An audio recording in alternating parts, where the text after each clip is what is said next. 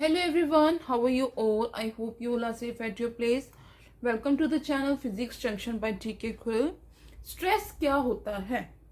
Stress को हम अपनी डेली लाइफ में कैसे देखते हैं?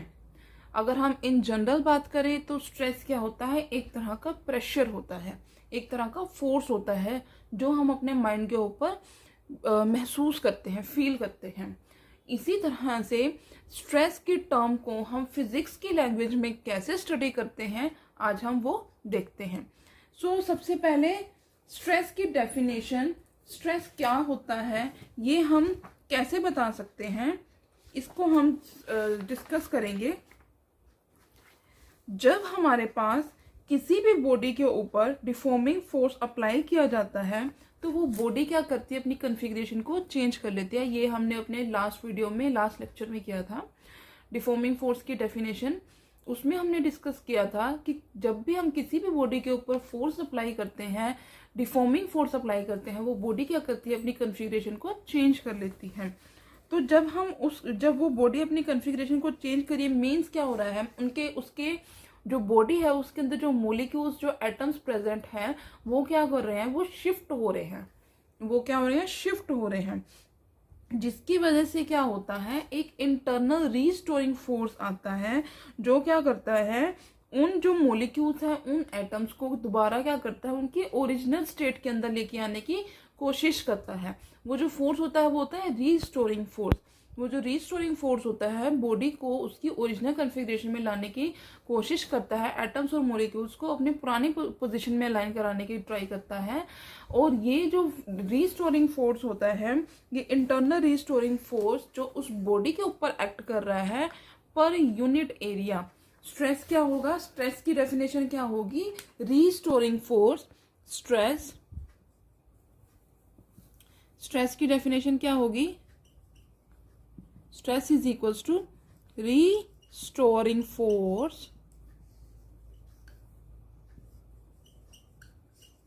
पर यूनिट एरिया। अब उसके बाद हम कहते हैं कि अगर हमने तो रिस्टोरिंग फोर्स लगा के बॉडी को उसकी ओरिजिनल स्टेट में लाने की ट्राई की है, बट अगर इन केस क्या हुआ कि उस बॉडी के अंदर, उस बॉडी की कॉन्फ़िगरेशन के अंदर अगर कोई भी परमानेंट चेंज नहीं होगा, तब क्या होगा, जो रिस्टोरिंग फोर्स होगा वो इक्वल एंड अपोजिट होगा to the external deforming force.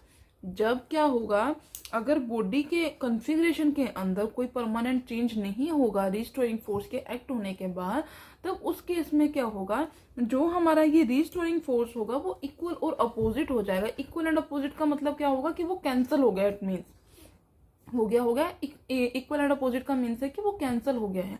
वो इक्वल एंड अपोजिट हो जाएगा to the external deforming force, उस डिफॉर्मिंग फोर्स के इक्वल और अपोजिट हो जाएगा। जिसकी वजह से क्या होगा, जो वहां पे स्ट्रेस की डेफिनेशन होगी, तब उस केस में क्या होगी, stress is equals to external deforming force per unit area. इस तरह हम स्ट्रेस को दो तरह डिफाइन कर सकते हैं, बट एक चीज इसमें कॉमन फिर भी है कि फोर्स जो है वो दोनों कंडीशंस में रहेगा। फोर्स जो है न्यूमरेटर में रहेगा, पर एक जगह जो है वो रिस्टोरिंग फोर्स है, दूसरी साइड क्या है, हमारे पास डिफॉर्मिंग फोर्स है, जब हमारे पास कोई भी परमानेंट चेंज नहीं आएगा। अब हम देखते हैं कि इसकी जो यूनिट्स हैं स्ट्रेस की वो क्या होंगी। हमारे पास जो फोर्स है, हमारे पास इन जनरल जो स्ट्रेस का फॉर्मूला है वो है force upon area. In general हमारे पास जो स्ट्रेस का फॉर्मूला है, stress is equals to force upon area. Basically हमारे पास ये है। अब फोर्स का डायमेंशनल फॉर्मूला क्या होता है, सॉरी, फोर्स की यूनिट्स क्या होती हैं, न्यूटन्स। एसआई यूनिट्स की बात कर रही हूं मैं। एसआई यूनिट्स क्या होती हैं फोर्स की, न्यूटन्स। नीचे क्या है, area means metre square, area है तो मीन्स मीटर स्क्वायर।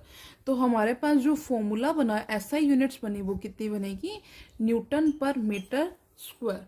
ये हमारे पास यूनिट्स बनेगी न्यूटन पर मीटर स्क्वायर। या फिर हम इन जनरल हम स्ट्रेस को क्या बोल देंगे, पास्कल भी बोल देंगे। इन जनरल हम स्ट्रेस को क्या बोल देंगे, पास्कल।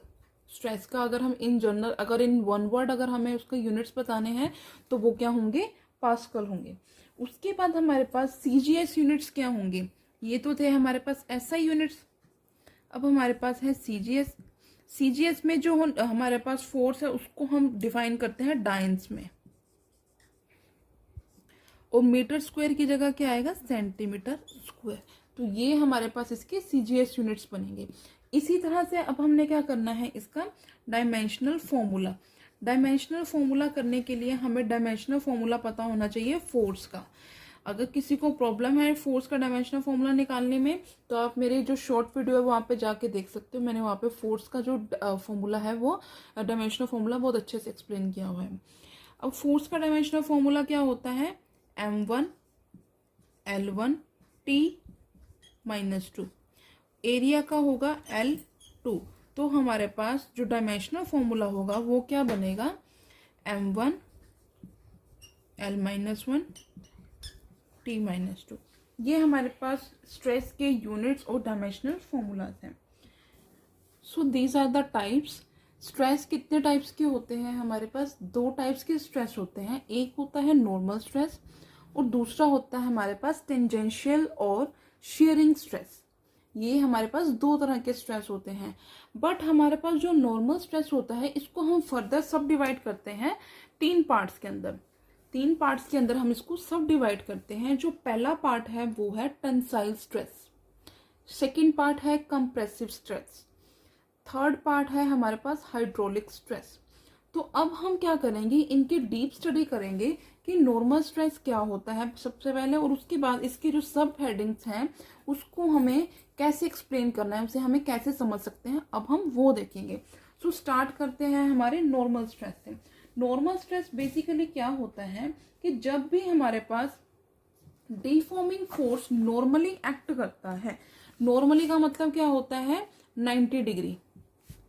जब हमारे पास जो डिफॉर्मिंग फोर्स होगा वो नॉर्मली एक्ट करेगा बॉडी के ऊपर, तब उस केस में क्या होगा, जो इंटरनल रीस्टोरिंग फोर्स है वो सेटअप हो जाएगा पर यूनिट एरिया के अंदर। पर यूनिट एरिया के अंदर इंटरनल रीस्टोरिंग फोर्स वहां पे सेटअप हो जाएगा, जिसको हम क्या बोलेंगे, नॉर्मल स्ट्रेस बोलेंगे, जिसे हम क्या बोलेंगे, नॉर्मल स्ट्रेस। अब इनकी जो डेफिनेशंस हैं हमारे पास, फर्दर उसके पार्ट्स हैं, हम ये देखते हैं कि इनको हम कैसे डिफाइन कर सकते हैं। सो सबसे पहला पार्ट है टेंसाइल स्ट्रेस।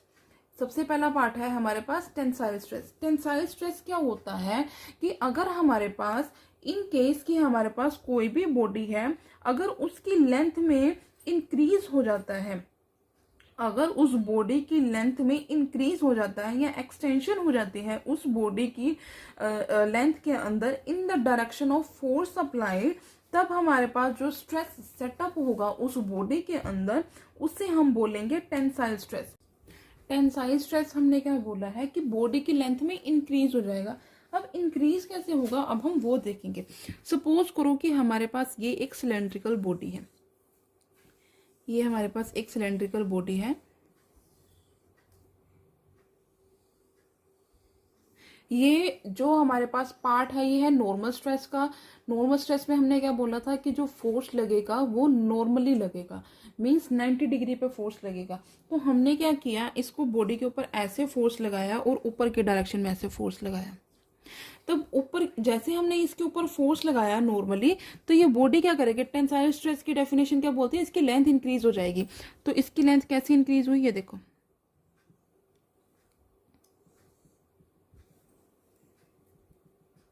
ये इस बॉडी की लेंथ में चेंज आया है, लेंथ में इंक्रीज आया है। ये जो लेंथ में इंक्रीज है वो है हमारे पास डेल्टा एल, और हमारे पास बॉडी की टोटल लेंथ थी एल। मीन्स अब जो बॉडी की जो लेंथ थी वो थी एल, अब हमारे पास जो टोटल लेंथ हुई वो हुई एल प्लस डेल्टा एल। किस वजह से हुई, इस फोर्स की वजह से हुई है। सो ये है हमारे पास टेंसाइल स्ट्रेस। इसके बाद हमारे पास आता है नेक्स्ट स्ट्रेस, कौन सा है, कंप्रेसिव स्ट्रेस। कंप्रेसिव का मतलब हमें नाम से ही पता चल रहा है, कंप्रेस मीन्स छोटा होना। उस केस में क्या होगा, कंप्रेसिव स्ट्रेस के केस में, कंप्रेसिव स्ट्रेस इस केस में क्या होगा, हमारे पास जो बॉडी है वो कंप्रेस हो जाएगी। मीन्स उसके ऊपर हमने फोर्स लगाया है बॉडी के ऊपर, वो बॉडी क्या करेगी, अपने आप को कंप्रेस कर लेगी। मीन्स उसकी जो लेंथ है वो डिक्रीज हो जाएगी। बेसिकली उस बॉडी की जो लेंथ है वो बेसिकली डिक्रीज हो जाएगी। अब इसी एग्जांपल के थ्रू उसे समझने की कोशिश करते हैं। हमारे पास ये क्या है, एक सिलेंड्रिकल बॉडी है,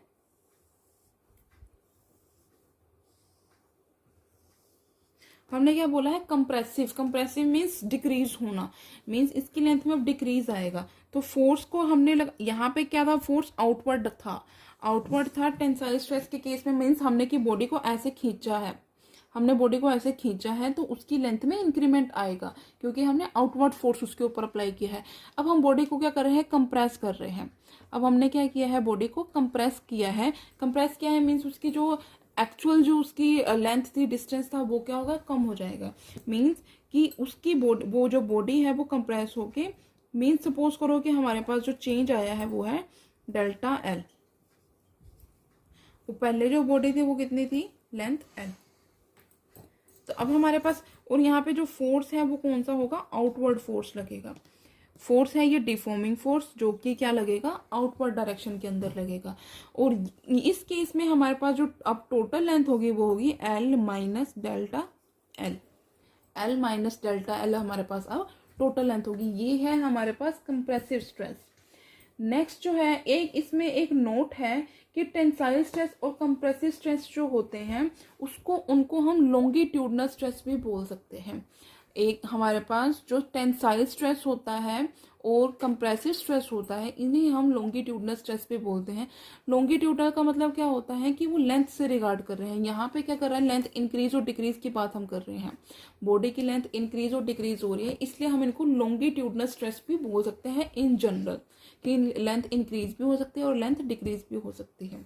नेक्स्ट हमारे पास है हाइड्रोलिक स्ट्रेस। हाइड्रोलिक स्ट्रेस क्या होता है कि हमने क्या किया, किसी भी बॉडी के ऊपर डिफॉर्मिंग फोर्स लगाया है, तब वो बॉडी क्या करेगी, उसकी वॉल्यूम में चेंज आएगा, but without the change in the geometry.